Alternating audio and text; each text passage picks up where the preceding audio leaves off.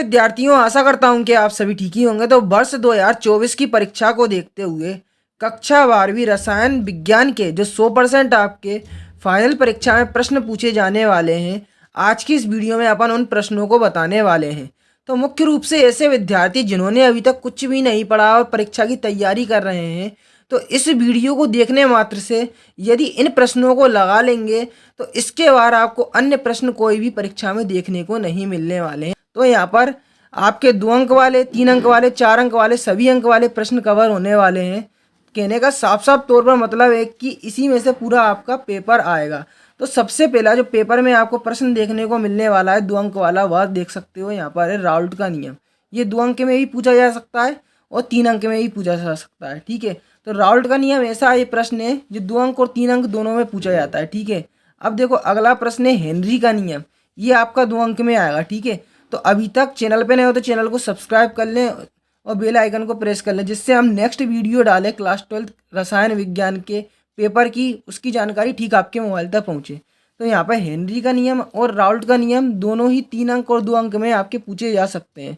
अब अगले प्रश्न की बात करें तो यहाँ पर देख सकते हो अगला प्रश्न है मोलरता व मोललता को इकाई सहित परिभाषित करो। ठीक है, इकाई सहित परिभाषित करो। अब देखो अगला प्रश्न आपका है धनात्मक विचलन और ऋणात्मक विचलन प्रदर्शित करने वाले अनादर्श विलयन में अंतर। तो देखो इतना ही आएगा शॉर्ट फॉर्म में कि धनात्मक विचलन ऋणात्मक विचलन में अंतर लिखो। ठीक है, अब देखो ये जो प्रश्न है 3 अंक में पूछा जा सकता है कि विलयता को प्रभावित करने वाले कारक। ठीक है, 2 अंक में भी आ सकता है, 3 में भी आ सकता है। ठीक है, अब देखो परासरण एवं विसरण में अंतर। तो ये जो प्रश्न है एक्स्ट्रा में है, अगर आप करना चाहो तो कर सकते हो, अन्यथा इसको छोड़ भी सकते हो, परासरण और विसरण में अंतर। ठीक है, पर यहाँ पे पूरी तैयारी करवा रहे हैं तो ये आप करना चाहो तो कर सकते हो। अब देखो यहाँ पे 2 अंक 3 अंक के लिए ये प्रश्न काफ़ी इंपॉर्टेंट है। वाष्प दाब में आपेक्षिक अवनमन से क्या समझते हो? तो देखो ये 3 अंक में पूछा जा सकता है। अब देखो आदर्श विलयन क्या है, उदाहरण सहित समझाइए। तो ये 2 अंक के लिए काफ़ी इंपॉर्टेंट प्रश्न है आदर्श विलयन। ठीक है, अब देखो अनादर्श विलयन और आदर्श विलयन में अंतर, तो ये 2 नंबर के लिए काफ़ी इंपॉर्टेंट है। ठीक है, अब अगला प्रश्न अपन देखते हैं। तो अगला प्रश्न आपका है कौन सा, ये एक्स्ट्रा में। एक्स्ट्रा में क्या है कि बान-टाप गुणांक किसे कहते हैं? ठीक है, ये अथवा में आ सकता है बान-टाप गुणांक, तो इसे आप करना चाहो तो कर सकते हो। ठीक है, तो बान-टाप गुणांक किसे कहते हैं, इसके उपयोग लिखना है। ठीक है, अब देखो अगला प्रश्न आपको दिखाता हूँ मैं क्या है। तो प्रश्न काफ़ी अलग है, ये आपका रीजन टाइप का प्रश्न है कि हीलियम को गोताखोर के सिलेंडर में, जो हीलियम गैस होती है ना, गोताखोर सिलेंडर में उपयोग क्यों करते हैं इस गैस को, तो आपको कारण बताना है। ठीक है, तो ये इंपॉर्टेंट प्रश्न है, ये एक्स्ट्रा क्वेश्चनों में नहीं है, इसको तो आपको मुख्य रूप से तैयार कर लेना है। ये एक्स्ट्रा में है। देखो समपराशरी विलयन, अगर आप इसे करना चाहो तो कर सकते हो बाद में से, या फिर आप छोड़ भी सकते हो। अब देखो अगली इकाई से अपन देख लेते हैं।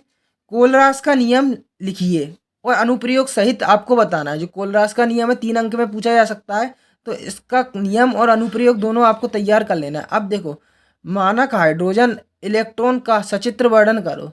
तो देखो चित्र भी बन अकेला पूछ सकते हैं या पूरा वर्णन ही पूछ सकते हैं, तो 3 अंक में आता है। ठीक है, तो दोनों ही करना पड़ेंगे, वो तो दोनों में से कोई एक चीज़ आएगी 3 अंक में। ठीक है, अब देखो ये जो प्रश्न है ना, इस बार 100% आ सकता है।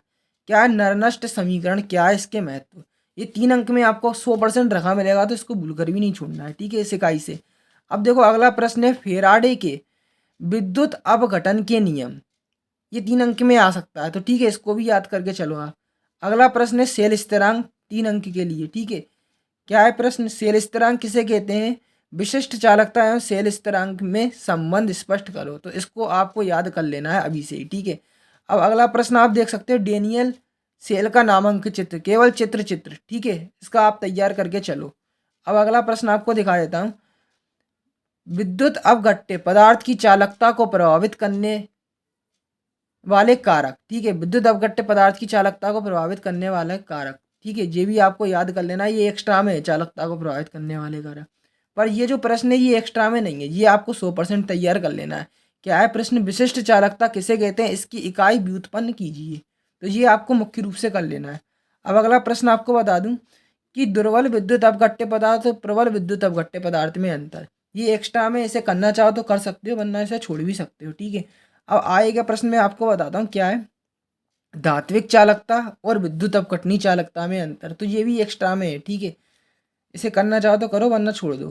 ठीक है, अब विद्युत रासायनिक श्रेणी किसे कहते हैं? विद्युत रासायनिक श्रेणी किसे कहते हैं? इसके लक्षण व दो उपयोग, ये आपको मुख्य रूप से कर लेना है। मोस्ट इंपोर्टेंट प्रश्न है विद्युत रासायनिक श्रेणी, ठीक है।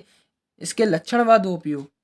अब देखो अगला प्रश्न आपको बता दूं इंपोर्टेंट, अभिक्रिया की कोटि एवं अभिक्रिया की आणविकता में अंतर लिखना है आपको। तो ये जो प्रश्न है काफ़ी इंपॉर्टेंट है, ठीक है। ये अपना चौथे पार्ट से है, इसको छोड़ना नहीं है भूल कर भी, इसे मुख्य रूप से कर लेना है, ठीक है। अब लवण सेतु क्या है?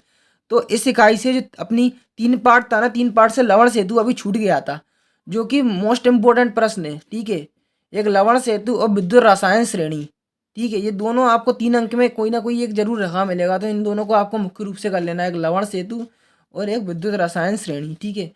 अब देखो ये अंतर काफ़ी इंपॉर्टेंट है 3 अंक के लिए। तो कौन सा अंतर है? वह अभिक्रिया की दर और दर स्थिरांक में अंतर, इसको आपको ढंग से याद कर लेना है। अब देखो अगला प्रश्न है, ये प्रश्न काफ़ी इंपॉर्टेंट है। देखो एक क्वेश्चन है न्यूमेरिकल बेस, जो कि आपने अपनी परीक्षा अध्ययन वगैरह में देखा होगा कि प्रथम कोटि की अभिक्रिया का अर्ध आयुकाल 60 मिनट है। तो इसे आपको कर लेना है अगर करना चाहो, वरना इसे छोड़ भी सकते हो, ठीक है। अब देखो अगला प्रश्न है, रासायनिक अभिक्रिया की कोटि क्या है या कितने प्रकार की होती है, ठीक है। इसे कर लो आप। अब अगला प्रश्न है, रासायनिक अभिक्रिया की दर को प्रभावित करने वाले कारक। तो ये 100% आने वाला प्रश्न है, इसे तो आपको ढंग से कर ही लेना है। अब अगला प्रश्न है, क्या है प्रश्न, कि किसी भी रासायनिक अभिक्रिया की अणु संकेता और अभिक्रिया की कोटि में अंतर। ये मोस्ट इंपॉर्टेंट प्रश्न है, इसको भी आपको मुख्य रूप से कर लेना है। अब आगे चलते हैं, तो यहाँ पर बता दूँ क्या है, सक्रियण ऊर्जा और देली ऊर्जा पर टिप्पणी। सक्रियण ऊर्जा और देली ऊर्जा में संक्षिप्त टिप्पणी, ठीक है। अब ये इंपॉर्टेंट प्रश्न के बाद अगला प्रश्न है, देखो सिद्ध कीजिए कि प्रथम कोटि की अभिक्रिया का अर्ध आयुकाल अभिकारक के प्रारंभिक सांद्रण पर निर्भर नहीं करता है। तो इसको आपको ठीक तरह से कर लेना है। अब यहाँ से 3 अंक के लिए जो काफ़ी इंपॉर्टेंट टॉप क्वेश्चन है वो ये वाला है आपका, आर्नहीनियस समीकरण किसे कहते हैं, इसके महत्व, ठीक है। अब देखो एक्स्ट्रा क्वेश्चनों में ये वाला क्वेश्चन है आपका, इसे करना चाहो तो कर सकते हो, वरना इसको आप क्या कर सकते हो, छोड़ भी सकते हो, कि प्रकाश रासायनिक अभिक्रिया और ऊष्मीय अभिक्रिया में अंतर। तो ये एक्स्ट्रा में है आपके, ठीक है। अब यहाँ से विद्युत कण संचलन, ये अगली यूनिट आ चुकी है, अगला चैप्टर आ चुका है। तो यहाँ से आपको 2 अंक के लिए विद्युत कण संचलन तैयार कर लेना है, ठीक है। अब स्कंदन से क्या तात्पर्य, उदाहरण सहित लिखिए, ठीक है। तो इसको 2 अंक में आता है ये प्रश्न, तो इसको कर लेना है। अब भौतिक अधिशोषण और रासायनिक अधिशोषण में अंतर, ये 2 अंक में आता है, तो इसको कर लेना है। अब हार्डी सुलझे का नियम, इसको आपको मुख्य रूप से कर लेना है। अब अगला प्रश्न है, यहाँ पर 2 अंक के लिए स्वर्ण संख्या किसे कहते हैं, परिभाषा आपको देना है। अब रच्छी कोलाइड क्या है, उदाहरण सहित आपको बताना है। अब अगला प्रश्न देखो, अपोहन क्रिया क्या है, ये आपको मुख्य रूप से कर लेना है, ठीक है। अब अगला प्रश्न है, टिंडल प्रभाव किसे कहते हैं, इसके कारण बताइए। कोलाइडी विलयन किसे कहते हैं, ठीक है। अब द्रव स्नेही कोलाइड और द्रव विरोधी कोलाइड सोल क्या होते हैं, उदाहरण बताना है। तो ये एक्स्ट्रा में है, द्रव स्नेही कोलाइड और द्रव विरोधी सोल। द्रव स्नेही एवं द्रव विरोधी सोल में क्या होते हैं, उदाहरण। तो इसे करना चाहो तो कर सकते हो, वरना इसको छोड़ भी सकते हो। अब देखो आगे के इंपॉर्टेंट प्रश्न देखते हैं। तो उत्कृष्ट गैसें क्या होती हैं, उत्कृष्ट गैसों के नाम लिखिए, ठीक है। इसको आपको याद कर लेना है ढंग से। अब अक्रिय गैसों की 4 विशेषताएं लिखना है। तो ये अगली आपके 7 पार्ट से है। एक तो उत्कृष्ट गैस क्या होती हैं और अक्रिय गैसों की 4 विशेषताएं, ठीक है। इसको आपको मुख्य रूप से कर लेना है। अब H2O एक द्रव है तथा H2S गैस है, क्यों, इसका कारण बताना है। अब क्लोरीन फ्लोरीन क्लोरीन की तुलना में प्रबल ऑक्सीकारक होता है, क्यों, ठीक है। अब अगला देख लो, क्लोरीन द्वारा फूलों का विरंजन स्थायी होता है, जबकि SO2 द्वारा अस्थायी होता है, ऐसा क्यों। अब देखो अम्लराज क्या है, इसके उपयोग लिखिए। अंतरा हेलोजन यौगिक क्या है, उदाहरण सहित आपको समझाना है। अब उत्कृष्ट गैसों के परमाणविक आकार तुलनात्मक रूप से बड़े होते हैं, इसका कारण बताना है। अब हेलोजन प्रबल ऑक्सीकारक होता है, क्यों, मोस्ट इंपॉर्टेंट प्रश्न है ये, हेलोजन प्रबल ऑक्सीकारक होता है, इसका कारण, ठीक है। अब डाई ऑक्सीजन एक गैस है जबकि सल्फर एक ठोस है, क्यों। ये आपको करना चाहो तो कर सकते हो, वरना इसको छोड़ भी सकते हो। मोस्ट इंपॉर्टेंट प्रश्न है, इसको तो आपको भूल कर भी नहीं छोड़ना है, ये तो आपको रखा ही मिल सकता है। प्रश्न है लेंथेनाइड व एक्टिनाइड में अंतर। अगला प्रश्न आपको बता दूं, संक्रमण तथा आंतरिक संक्रमण तत्वों में अंतर, ठीक है। अंतर में इंपॉर्टेंट काफ़ी प्रश्न है। लेंथेनाइट संकुचन मोस्ट इंपॉर्टेंट प्रश्न है, इसको भूल कर भी नहीं छोड़ना है, ये 100% आ सकता है। लेंथेनाइट संकुचन, ठीक है। इसके कारण व परिणाम आपको बताना है। अब क्या कारण है कि संक्रमण धातुएं रंगीन यौगिक बनाती है या आयन बनाती है? तो ये 8 पार्ट से काफ़ी इंपॉर्टेंट प्रश्न है ये दोनों, लेंथेनाइट संकुचन और ये रंगीन धातुएं बनाती हैं क्यों। अब देखो क्या कारण है कि संक्रमण धातुएं अनेक यौगिक बनाती है, उत्तम अनेक यौगिक उत्तम उत्प्रेरक होते हैं, तो इसको भी आपको कर लेना है, ठीक है। अब आएगा प्रश्न, देखते हैं। तो प्रश्न है प्रथम संक्रमण श्रेणी के तत्वों के नाम और इलेक्ट्रॉनिक विन्यास। तो इसे आप करना चाहो तो कर सकते हो, वरना इसे छोड़ भी सकते हो। अब देखो उप सहसंयोजी जो चैप्टर है उसमें लिगेंड क्या है उदाहरण से समझाना है, तो वो प्रश्न आपको ढंग से कर लेना है, ठीक है। और अगला इंपॉर्टेंट प्रश्न देख सकते हो उसी चैप्टर से कि प्रभावी परमाणु संख्या क्या है उदाहरण से समझाइए, इसको आपको कर लेना है। अब देखो इसी से एक है द्विक लवण किसे कहते हैं, इसके 3 उदाहरण व सूत्र लिखना है, ठीक है। अब कीलेट क्या है, इससे ये इंपॉर्टेंट क्वेश्चन है। देखो प्रभावी द्विक लवण, कीलेट और लिगेंड, ये टॉप 4 क्वेश्चन है इस चैप्टर के, ठीक है। कीलेट से क्या तात्पर्य है उदाहरण से समझाइए। अब IUPAC नाम भी पूछे जाते हैं, तो ये अथवाएं पूछे जाते हैं, 2 के कर लो बस, K3 ब्रैकेट में FeCN6 और K2 PdCl4। अब देखो जहाँ से एक और रीजन वाला प्रश्न है इसी चैप्टर से कि FeH2O6 की पावर 3 प्रबल अनुचुंबकीय है जबकि दुर्बल ये वाला है अनुचुंबकीय क्यों, इसका कारण बताना है, ठीक है। अब अगला प्रश्न आप देख लो, क्या कारण है कि हेलो एल्केन हेलो एरिन की अधिक क्रियाशील होते हैं तुलना में। तो चैप्टर 10 से काफ़ी इंपॉर्टेंट प्रश्न माना जाता है, इसको छोड़ना नहीं है भूल के भी। अब देखो अभिक्रिया कौन कौन सी याद करके जाना है, तो मैं बता देता हूँ।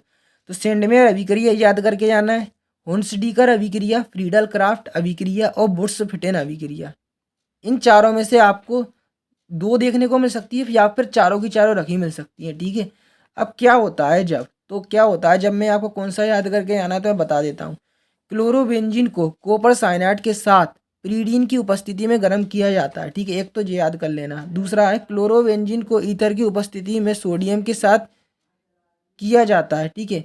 अब अगला प्रश्न देखो, एथिल ब्रोमाइड को एल्कोहल KOH के साथ गर्म किया जाता है, ठीक है। अगला प्रश्न आप देख लो, मेथिल ब्रोमाइड की क्रिया सिल्वर नाइट्राइट से कराई जाती है, ठीक है। अगला प्रश्न आप देख लो यहाँ से, नाभिक स्नेही प्रतिस्थापन और इलेक्ट्रॉन स्नेही प्रतिस्थापन अभिक्रिया का उदाहरण सहित समझाना है। तो इसे आप करना चाहो तो कर सकते हो, पर मूल रूप से इसको आपको कर लेना है। फिनोल व एल्कोहल में अंतर, मोस्ट इंपोर्टेंट प्रश्न है, फिनोल व एल्कोहल में अंतर। अब देखो वायु की उपस्थिति में फिनोल गुलाबी रंग का हो जाता है क्यों, मोस्ट इंपोर्टेंट ये भी प्रश्न है फिनोल वाले चैप्टर से, ठीक है। आपको बताना है अभिक्रिया सहित गुलाबी रंग हो जाता है क्यों, अभिक्रिया सहित बताना है। अब मेथिल एल्कोहल और एथिल एल्कोहल में विभेद कैसे करेंगे, यहाँ पे इसी से एक विक्टर मेयर विधि आती है, तो उसको भी आपको कर लेना है। पर यहाँ पे अभी तो ये जो इंपॉर्टेंट प्रश्न है वो देख लो आप कि मेथिल एल्कोहल और एथिल एल्कोहल में विभेद कैसे करेंगे। अब समझाइए कि प्रोपेनॉल का क्वथनांक हाइड्रोकार्बन ब्यूटेन से अधिक होता है क्यों, इससे काफ़ी इंपॉर्टेंट प्रश्न माना जाता है। अब इससे जो इस चैप्टर से अभिक्रिया आए वहाँ मैं आपको बताता हूँ इंपॉर्टेंट। तो एक रीमन टीमैन अभिक्रिया याद करके जाना है, एक कोल्वे स्मिथ और विलियम संश्लेषण अभिक्रिया, ठीक है। ये 3 ही याद करना है। मोस्ट इंपॉर्टेंट प्रश्न आता है इससे अपना 12 चैप्टर 12 से कि फॉर्मेलिन क्या है, इसको भूल कर भी नहीं छोड़ना है, ठीक है। फॉर्मेलिन वाला इतना इंपॉर्टेंट प्रश्न है कि ये आपको रखा मिल सकता है, ठीक है। अब अगला प्रश्न देख लो, एल्डिहाइड और कीटोन में अंतर, ये भी टॉप क्वेश्चनों में आता है, एल्डिहाइड और कीटोन में अंतर। अब देखो ये भी आपके टॉप 3 क्वेश्चनों में है, क्या है कि फॉर्मेल्डिहाइड से यूरोट्रोपिन कैसे प्राप्त किया जाता है, यूरोट्रोपिन की संरचना का सूत्र, इसको भी आपको कर लेना है। अब शीघ्र सिरका बनाने की विधि का वर्णन, क्या सिद्धांत व समीकरण और नामांकित चित्र। तो देखो 3 अंक का पूछा, इसमें से अगर जाएगा तो या तो सिद्धांत या समीकरण आएगा या फिर अकेला नामांकित चित्र आपको कहेंगे, तो सभी आपको दोनों ही याद करके चलना पड़ेगा वो तो। अब देखो यहाँ पे एक्स्ट्रा में क्वेश्चन है, अगर करना चाहो तो कर लो, वरना इसे छोड़ भी सकते हो। एसीटोन बनाने की प्रयोगशाला विधि का वर्णन करना सचित्र, या तो इसका चित्र आएगा अगर 3 अंक में आता है तो ये। अब कीटोन एल्डिहाइड की तुलना में कम क्रियाशील होते हैं, इसका कारण बताना है। तो इसको आपको इस इकाई से काफ़ी इंपॉर्टेंट प्रश्न है, कीटोन एल्डिहाइड की तुलना में कम क्रियाशील होते हैं क्यों, इसका कारण। अब इस इकाई से इस चैप्टर से जो रासायनिक अभिक्रिया इंपॉर्टेंट है वो देखो, केनिजारो अभिक्रिया है, एल्डोल संघनन है, परकिन अभिक्रिया। इन तीनों में से कोई एक आपको जरूर देखने को मिलेगी, तो इनको तीनों को ढंग से कर लेना है, ज़्यादा नहीं है, तीन ही है बस। ठीक है, अब प्राथमिक द्वितीयक और तृतीयक एमीन में आपको अंतर बताना है, इसको आपको कर लेना है ढंग से। अब साइनाइड और आइसोसाइनाइड में अंतर, ये भी अंतर काफ़ी इंपॉर्टेंट माना जाता है। अब अगले चैप्टर की बात करें तो यहाँ से 2 अंक का पूछा जाता है, ज्यूटर आयन को उदाहरण सहित आपको समझाना है। ठीक है, अब निम्न अभिक्रिया को उदाहरण सहित समीकरण सहित आपको बताना है, कार्बिल अभिक्रिया, हाफमैन ब्रोमाइड अभिक्रिया। ठीक है, और स्मेट अभिक्रिया, मस्टर्ड ऑयल अभिक्रिया। तो इस चैप्टर से 7 से 13 चैप्टर है, तो इन 13 चैप्टर से 4 अभिक्रिया काफ़ी इंपॉर्टेंट मानी जाती है। देखो 4 उससे टोटल 10 अभिक्रिया दिए याद करने को, तो बस 10 अभिक्रिया को ढंग से आप याद कर लो। अब देखो डीएनए और आरएनए में अंतर, ये 2 अंक में 100% आने वाला प्रश्न है इस बार। रेशेदार और गोलाकार प्रोटीन में 3 अंतर, तो इसे करना चाहो तो कर सकते हो, वरना इसे छोड़ भी सकते हो। अब पेप्टाइड बंध क्या है, मोस्ट इंपॉर्टेंट प्रश्न है पेप्टाइड बंध। अब प्रोटीन के विकृतीकरण से आप क्या समझते हो, ये भी मोस्ट इंपॉर्टेंट प्रश्न है। अब मोनोसेकेराइड किसे कहते हैं, उदाहरण सहित बताना, ये भी इंपॉर्टेंट है अपना, पर वो दोनों बताए थे वो ज़्यादा इंपॉर्टेंट है। अब आवश्यक एवं अनावश्यक एमिनो अम्लों की परिभाषा आपको लिखना है। ठीक है, प्रशांतक, प्रतिजैवक, रोगाणुनाशी, पूतिरोधी, प्रतिशमन, इनकी परिभाषा आपको याद करके चलना पड़ेगी। ठीक है, अब अगला प्रश्न देख लो, सल्फा औषधि किसे कहते हैं, मोस्ट इंपॉर्टेंट है 2 अंक के लिए सल्फा औषधि। ठीक है, अब दर्दनाशी को उदाहरण सहित समझाना है, पर यहाँ पे जो प्रशांत आपको बताया था, प्रशांतक, प्रतिजैवक, रोगाणुनाशी, पूतिरोधी, प्रतिशमन, ये काफ़ी इंपॉर्टेंट है इस इकाई से देखा जाए तो। अब देखो यहाँ पर एंटासिड को परिभाषित करना है, इसी एक्स्ट्रा में करना चाहो तो कर सकते हो, वरना छोड़ सकते हो। दर्दनाशी भी एक्स्ट्रा में है। ठीक है, अब देखो ये भी एक्स्ट्रा में है, अगर करना चाहो तो कर सकते हो, वरना छोड़ सकते हो। क्या है, डॉक्टर से परामर्श लिए बिना दवाई क्यों नहीं लेना चाहिए। ठीक है, डॉक्टर से परामर्श लिए बिना दवाई नहीं लेनी चाहिए, इसका कारण बताना है। ठीक है, तो ये एक्स्ट्रा में है, ये तीनों क्वेश्चन, डॉक्टर वाला, एंटासिड और दर्दनाशी। ठीक है, और सल्फा औषधि। पर जो मेन है आपके कौन से 2 अंक के लिए, प्रशांतक, प्रतिजैवक, रोगाणुनाशी, पूतिरोधी, प्रतिशमन। तो इसका जो पीडीएफ है पूरा इंपॉर्टेंट क्वेश्चन का लिंक मैंने डिस्क्रिप्शन में दे रखी है, तो वहाँ से इसकी पीडीएफ फाइल डाउनलोड कर सकते हो।